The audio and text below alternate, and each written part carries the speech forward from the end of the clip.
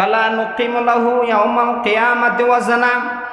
আল্লাহ রাব্বুল আলামিন বলেন, ওই সমস্ত বান্দারা যারা দুনিয়ার জীবনে নিজের মন মতলবী ইচ্ছা অনুযায়ী ক্ষমতা অনুযায়ী নিকরণটাকে ইসলামটাকে সাজাইছে, এদের জন্য আমি আল্লাহ তাআলা তাদের দিকে তাকাবো না, তাদের জন্য কোনো ওজন করার মতো কোনো পাল্লা দাড়ি পাল্লা আমি আল্লাহ তাআলা রাখবো না।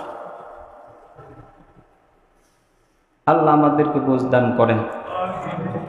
আমার ভাইরা, আল্লাহ পাক রব্বুল আলামিন কোরআনে কারীম থেকে একটি আয়াত তেলাওয়াত করেছে। আল্লাহ রব্বুল আলামিন বলেন, ওয়ালা তামশি ফিল আরদি মারাহা। হাদিসের ভিতরে হযরত আবু হুরায়রা রাদিয়াল্লাহু তাআলা আনহু থেকে হাদিস, রাত মুসলিম শরীফের হাদিস। হযরত আবু হুরায়রা রাদিয়াল্লাহু তাআলা আনহু বলেন, সালাসাতুন লা ইয়াকাল্লিমুহুমুল্লাহু ইয়াওমাল কিয়ামাহ। তিন ব্যক্তি এমন আছে যে তিনজন ব্যক্তির দিকে আল্লাহ রাব্বুল আলামিন লা ইয়ানজুরু ইলাইহিম, তাদের দিকে তাকাবে না। ওয়ালা ইউযাক্কিহিম, তাদেরকে পবিত্র করবে না। আল্লাহ তাআলা ওয়ালা ইয়াকাল্লিমুহুমুল্লাহ, আল্লাহ তাআলা তার সাথে কথা বলবে না। ওয়ালা ইয়ানজুরু ইলাইহিম, তাদের দিকে তাকাবে না। ওয়ালা ইউযাক্কিহিম, তাদেরকে পবিত্র করবে না। তিন ব্যক্তিকে এক নম্বর হযরত আবু হুরায়রা রাদিয়াল্লাহু তাআলা আনহু বলেন, শাইখুন জানিন। আল্লাহর পয়গম্বর তার পবিত্র জবানে বলেছেন, এক নম্বর হলো ওই সমস্ত পাপী, যেই সমস্ত পাপীগুলো বৃদ্ধ বয়সে জিনার সাথে জড়িত। যারা বৃদ্ধ বয়সে জিনা করে, এদেরকে আল্লাহ তাআলা দেখবেন না, এদের সাথে কথাও বলবেন, এদের দিকে তাকাবেন না, এদেরকে ওইখান থেকে পবিত্র করে জান্নাত দেওয়া তো দূরের কথা, আল্লাহ তাআলা তাকাবেই না।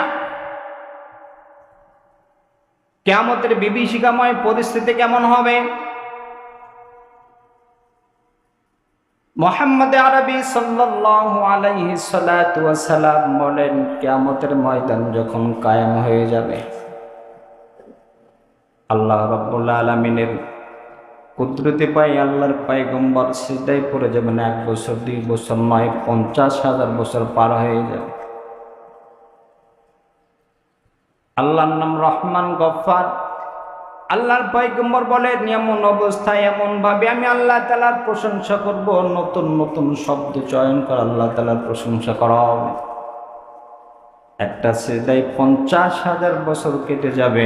এই সিজদার পরে আল্লাহ রাব্বুল আলামিন উঠাবেন, নিফারাসাক হাবিবি, পয়গম্বর আপনি আপনার মাথা উঠান, ইসফাত শাফাত যা চান আমি আল্লাহ তাআলা তা দেব। সুবহানাল্লাহ।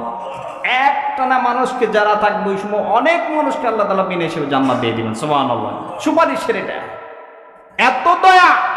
এই দয়ার ক্ষেত্রে আল্লাহ রাব্বুল আলামিনের হাবিব বলেন, ওই দয়া যখন আল্লাহ তাআলার প্রকাশ পাবে, রহমত দরিদ্রের দোল খাবে, এর পরেও 3 ধরনের লোক, এক হাদিসের ভিতরে আসছে 3 ধরনের লোকের দিকে আল্লাহ তাআলা তাকাবেন। 1 নম্বর হলো ওই সমস্ত বান্দা যারা বৃদ্ধ অবস্থা, বয়স্ক অবস্থা, যারা জিনার সাথে জড়িত। 2 নম্বর আল্লাহর পয়গম্বর বলেন, মালাকুন কাজ্জাব, মিথ্যাবাদী শাসক যিনি, তার দিকে আল্লাহ তাআলা তাকাবেন না, তাকে পবিত্র করবেন না, তার সাথে কথাও বলবেন না। মিথ্যাবাদী শাসক যে হয়, এই শাসকটা আমাদের রাষ্ট্রীয় শাসক যিনি আছেন, সমাজের প্রতি সমাজপতি যিনি থাকেন, ইনি এর অন্তর্ভুক্ত। আল্লাহর পয়গম্বর বলেন, কুল্লু রাইন মাসউলুন আন রাইয়াতিহি ইয়াউমাল কিয়ামা, কিয়ামতের ময়দানে প্রত্যেকটা মানুষকে নেতাকে আল্লাহ তাআলা জিজ্ঞাসা করবেন, এবং প্রত্যেকটা পুরুষ তার পরিবারের জন্য নেতা, রাষ্ট্রনায়ক যিনি থাকবেন তাকে জিজ্ঞাসা করবেন, তোমার রাষ্ট্র পরিচালনা কেমন ছিল, কোরআন হাদিসের সামঞ্জস্য ছিল কিনা। সমাজের প্রতি যিনি ছিলেন ওনাকেও জিজ্ঞাসা করা হবে, তুমি যেই সমাজের নেতা ছিলে, তোমার সমাজের ভিতরে কোরআন হাদিস বিরোধী কোনো কাজ হয়েছে কি বলো। তুমি তোমার সমাজের নামাজ কায়েমের জন্য আন্দোলন করেছিলে কিনা বলো। তুমি তোমার সমাজের মানুষের সাথে কোরআনের আন্দোলন করেছিলে কিনা বলো। ইসলামী আন্দোলনের সাথে তুমি জড়িত ছিলে কিনা বলো। আল্লাহ তাআলা জিজ্ঞাসা করবেন। এই জায়গার থেকে মাপ পাওয়ার কারো সুযোগ নাই। শুধুমাত্র একটাই মাত্র মুক্তির রাস্তা, ওই জগতে, যেই জগতে আল্লাহ রাব্বুল আলামিন প্রত্যেকটা মানুষকে নিজের আমলের ব্যাপারে জিজ্ঞাসা করবেন। আমার জবাব অন্য কেউ দেবে এই সুযোগটা নেই।